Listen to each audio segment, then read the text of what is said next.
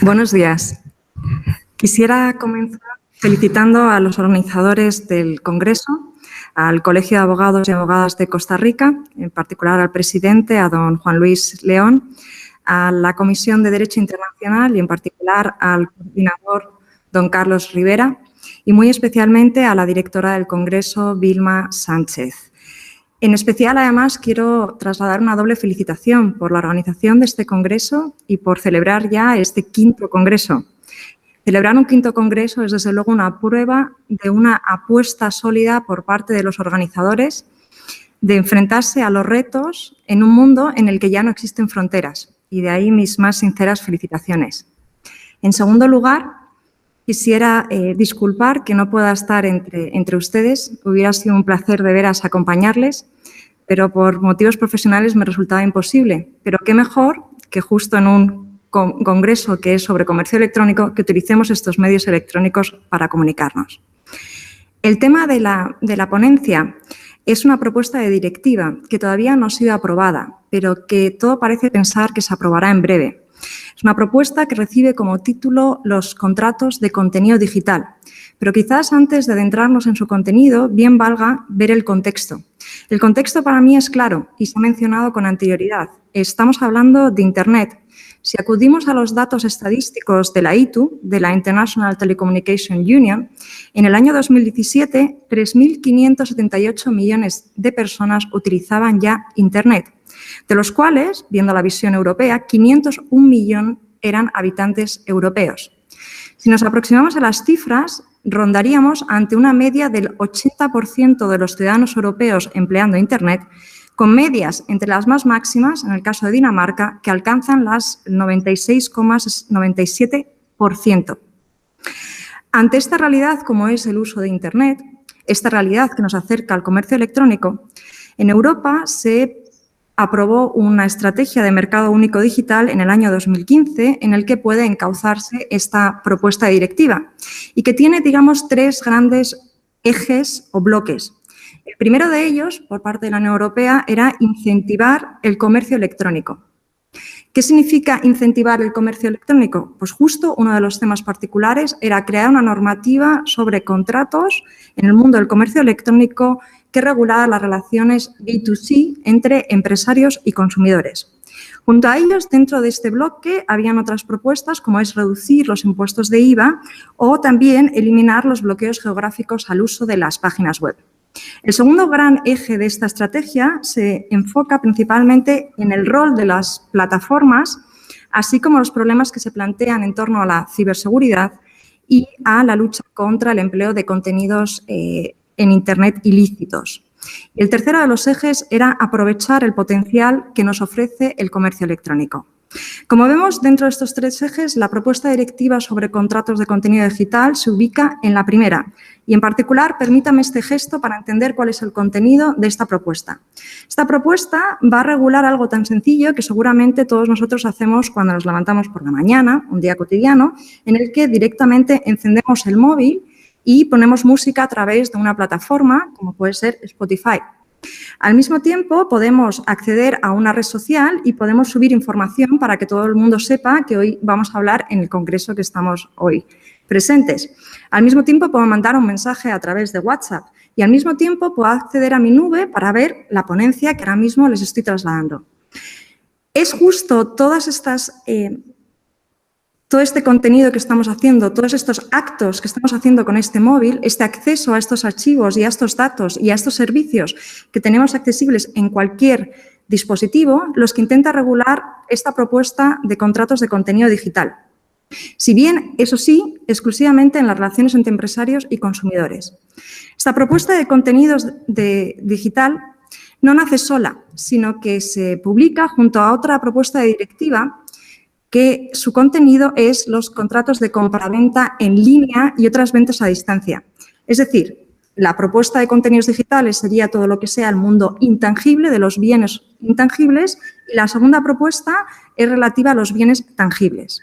Pues bien, ambas propuestas, que se publicaron al mismo tiempo y son del 9 del 12 del 2015, proceden a su vez, y es importante entenderlo, de una propuesta de reglamento opcional del año 2011 para regular la compraventa en ámbito europeo.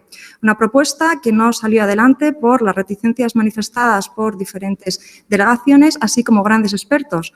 Con gran elocuencia, entre otros, el profesor Illescas y la profesora Pilar Perares pusieron de manifiesto el posible solapamiento que podría existir entre el SESEL y el Convenio de Viena relativo a la compraventa de mercaderías, en la medida que el SESEL, a diferencia de estas dos nuevas propuestas de directiva, en su ámbito de aplicación subjetivo se extendía no solo a relaciones entre empresarios y consumidores, sino también entre empresarios. Pues bien, volviendo a la propuesta que ahora nos acontece, se publicó en el año 2015 y pasó a manos del Consejo. Y es justo hoy, hace un año, cuando la presidencia del Consejo aprueba el texto, la propuesta transaccional que modifica sustancialmente la propuesta originaria y parece que va a ser este texto el que en breve podrá ver la luz. Se decía que iba a salir adelante antes del verano, es decir, justo ahora. Pero por lo visto lo que sucede es que hay una serie de delegaciones que quieren apoyar que se promulguen ambas propuestas de directiva al mismo tiempo. Es decir, la propuesta relativa a los contratos de contenido digital y la de compraventa online. Está claro que quieren que salga la primera, pero no está tan claro si de la mano o de la segunda. Como nos pilla justo con un cambio de presidencia en el Consejo, de Bulgaria a Austria, todo parece indicar que como la presidencia cambiará a finales de este mes, no dará tiempo y que se dejarán manos de la presidencia de Austria, la que tendrá que decidir si se aprueba una o se aprueban ambas propuestas. A la luz de este contexto, la mejor manera de entrarnos en el contenido, en la propuesta, es quizás abordar dos retos principales. Una, ¿qué es lo que está regulado? ¿Cuál es su ámbito de aplicación? Y, en particular, ¿cuál es su ámbito de aplicación material? ¿Y cuál es el contenido y alcance? ¿Qué es lo que propone el legislador europeo regular y cómo lo regula? Si partimos de la primera de ellas, ¿cuál es el ámbito de aplicación? Como hemos visto, lo que regula son, bajo el título, los contratos de suministro de contenido digital. Es decir, como define en el artículo 2, todos los datos producidos y suministrados en formato digital. Y dice, por ejemplo, archivos de vídeo, archivos de audio, aplicaciones, juegos digitales y otro tipo de software. Sin embargo, uno de los grandes cambios que se acuerdan en la propuesta transaccional es incorporar un segundo concepto, sin cambiar el título de la propuesta directiva, que sigue siendo de contratos de suministro digital, pero sin embargo añade una segunda definición de los llamados contratos de servicios digitales y en particular aquellos que los define como los servicios que permiten al consumidor la creación, el tratamiento o el almacenamiento de datos en formato digital o el acceso a los mismos, es decir, todo lo que puede utilizar en una nube, crear un archivo, subirlo a una nube, acceder a él. Y sigue, así como los servicios que permite compartir o cualquier otro tipo de interacción con datos en formato digital cargados o creados por el consumidor u otros usuarios. En definitiva, me permite también aplicarlo a las redes sociales, a los intercambios de mensajería como pueden ser WhatsApp y, por supuesto, a la descarga de vídeos y de audios que estaría bajo el primero de los conceptos. Observamos así que mantiene el mismo rótulo del título en el que solo habla de contratos de suministro de contenido digital, pero cuando nos adentramos a su contenido realmente se desdoblan dos, en suministro de contenido digital y en servicios digitales. Pero hay un elemento, además, una característica que podemos pensar, y es que cuando hablamos de contratos de contenido digital, tal y como los definen, generalmente el consumidor o usuario va a pagar por ese servicio. Es decir, es un contrato oneroso en el que se prevé una contraprestación.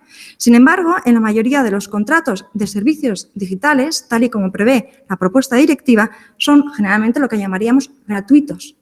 El legislador europeo ha pensado sobre ello y no lo califica de gratuitos.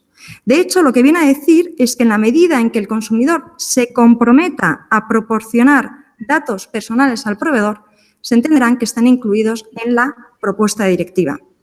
Esto tiene una consecuencia muy clara, porque no está diciendo el legislador que sean gratuitos, sino que nuestros datos, y en particular nuestros datos personales, valen como contraprestación.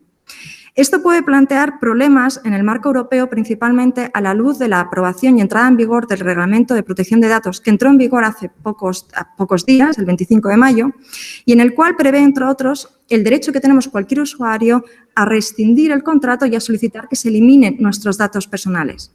¿Cómo va a conjugar que yo pueda solicitar esa eliminación si esos datos que ofrezco a través de un contrato de servicios digitales es la contraprestación que realmente ofrezco? Queda también excluido del ámbito de aplicación los llamados metadatos o la información que se puede generar o que pueda tener acceso el proveedor por la dirección de IP o simplemente por el uso de Internet, como pueden ser las cookies.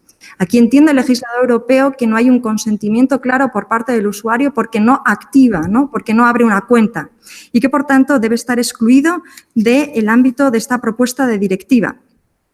Igualmente, excluye todos los que son los relativos a los contratos sanitarios, a los servicios financieros, a los servicios del juego y a todos los datos que se ofrezcan por servicios públicos. Se plantea, además, el legislador europeo una posible interacción con otros contratos muy similares. Y, en particular, bajo el concepto de contrato de contenido digital, hemos visto que llega a afirmar que se aplicaría a cualquier otro software. Sin embargo, hay multitud y una pluralidad de diferentes tipos de software y, en particular, los software que son necesarios para que yo utilice un dispositivo que es físico. No solo un móvil, sino una tablet o, por ejemplo, un ordenador o una lavadora. Se plantea el legislador si se podría aplicar a ese software bajo esta directiva y dice que no, que en ningún caso se aplicará. Siempre que el software sea parte principal o sea esencial, herramienta esencial para que funcione un bien tangible, como puede ser un móvil, no se aplicaría a esta directiva. Se plantea además el legislador europeo qué pasa cuando nos encontramos ante los llamados paquetes de contratos, lo cual es muy común. Y pongamos un ejemplo. Si yo ahora mismo quiero cambiar de móvil y tengo un contrato con una compañía o no tengo un contrato con una compañía, da igual, me pongo en contacto con una compañía de telefonía y le solicito y adquiero a través de esa compañía de telefonía un móvil por el cual le voy a pagar una cantidad de dinero mensual. Y además, por supuesto, voy a contratar con esa compañía el acceso a Internet y además, a través de esa compañía de teléfonos, voy a contratar el servicio para la descarga de películas y de música, Spotify, Netflix, lo que yo quiera. Y además, por supuesto, cuando a mí me entreguen este dispositivo, yo me voy a descargar la aplicación de WhatsApp o de cualquier otra plataforma para intercambio de mensajes o de cualquier red, por ejemplo, Twitter. Se plantea aquí que, no obstante, en principio tenemos un contrato con una compañía de teléfonos, sin embargo, los objetos es mixto, es lo que llaman un paquete de contratos.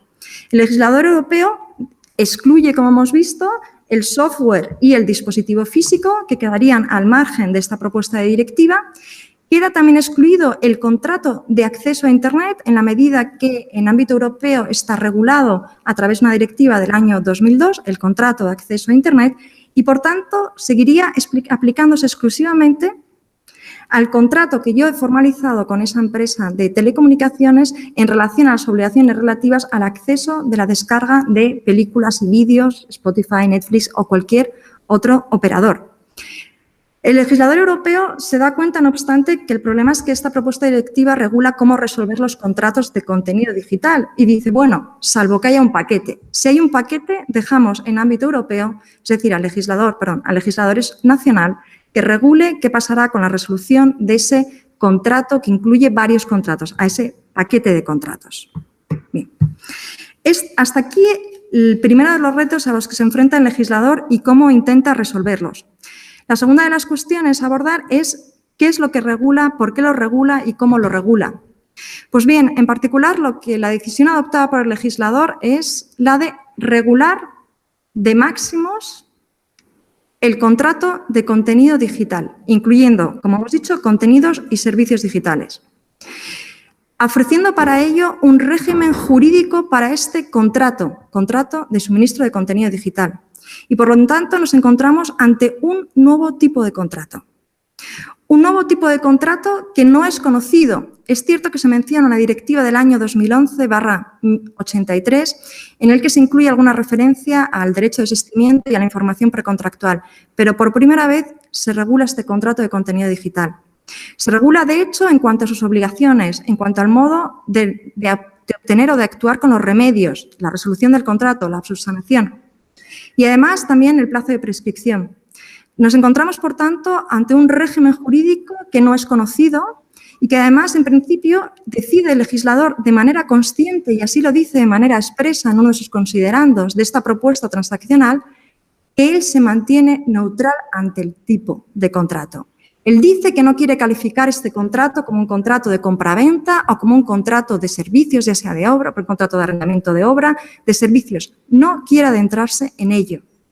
Dice que deja, de hecho, en manos del legislador nacional que decida si lo quiere identificar con alguno de los tipos de contratos que conocemos y, por tanto, incluirlo en alguna de las naturalezas jurídicas que identificamos como clásicas en ámbito europeo.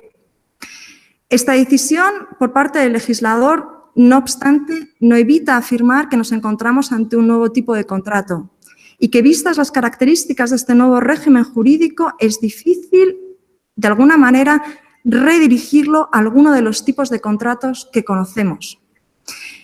Y que realmente lo que estamos hablando es de un nuevo tipo de contrato, lo cual además tiene una consecuencia clara respecto a los principios del comercio electrónico, entre otros a uno de los principios esenciales, como era el principio de no alteración del derecho preexistente, porque ahora sí el legislador crea un tipo jurídico al cual le dota de un contenido.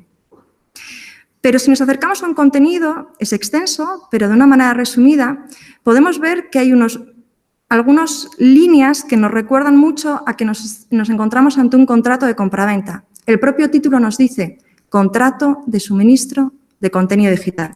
Se refiere, por tanto, al suministro. Y aunque luego en el artículo 2 habla también de los servicios, de momento el legislador mantiene el mismo título, contrato de suministro. Cuando nos adentramos a la primera de las obligaciones principales del proveedor, también habla del suministro. En alemán, no obstante, dice Bereitstellung, la puesta a disposición. Pero cuando veamos el desarrollo de las obligaciones, el legislador europeo acude a una institución por todos conocida como es la conformidad del bien. La conformidad de bien a todos nos suena porque la encontramos en el Convenio de Viena, el convenio relativo a la compraventa de mercaderías ratificado hace poco más de un año por Costa Rica, ratificado por 85 países, un convenio que regula la compraventa. Es cierto que regula y que prevé esta conformidad como obligación principal del contrato, si bien los requisitos los adapta un poco para entender que en este caso hay un desequilibrio entre las partes y que la persona o la parte que debe ser protegida es el consumidor. También vemos los visos del Convenio de Viena en los remedios, porque igual que el Convenio de Viena propone la conservación del contrato y para ello distingue lo que son cumplimientos esenciales y los incumplimientos no esenciales, en la propuesta de directiva también destaca que solo será posible la resolución del contrato cuando haya un incumplimiento que dice de elevada gravedad. Dejando, por tanto, en aquellos casos en los que no se da esa gravedad, la posibilidad de accionar los otros remedios que permiten conservar el contrato, como sería, por ejemplo, reducir el precio o simplemente permitir al proveedor que subsane esa falta de conformidad. Luego vemos también, en conjunción con esas ideas del Convenio de Viena, esos reflejos del Convenio de Viena, vemos, no obstante, unas normas que son puramente para proteger al consumidor. En particular, prevé una inversión de la carga probatoria durante el primer año que carga, digamos, al proveedor con la obligación de demostrar que él ha cumplido con el contrato. Prevé, además, una prescripción de 2 años y prevé una serie de derechos que reconoce directamente al usuario, como, por ejemplo, que si decide resolver el contrato, en el plazo de tan solo 14 días, el proveedor estará obligado a transmitirle todos los archivos que sean suyos, que sean de su titularidad, en una forma legible. Podemos concluir, no obstante, que si tuviéramos que acercarnos o ver a qué contratos se asemeja más estos nuevos contratos de contenido digital, se asemeja más a la compraventa, si bien, entendiendo el legislador europeo, que nos encontramos entre dos partes que no tienen la misma capacidad para negociar, prevé también unas herramientas para proteger al consumidor frente al empresario. Una de las grandes batallas que no ha conseguido alcanzar el legislador es regular la indemnización por daños y perjuicios. En la propuesta de directiva inicialmente publicada, en la versión del año 2015, sí se preveía regular la indemnización de daños y perjuicios. Sin embargo, la falta de consenso ha obligado que en el texto o la propuesta transaccional se haya decidido eliminar, quedando de nuevo esta cuestión en manos de los legisladores nacionales. Con todo, espero haber ofrecido una visión global sobre el contrato y la propuesta de directiva que nos ofrece el legislador europeo y también sobre su contenido y las consecuencias del mismo, y estaré encantada de atender a cualquier pregunta. Muchas gracias.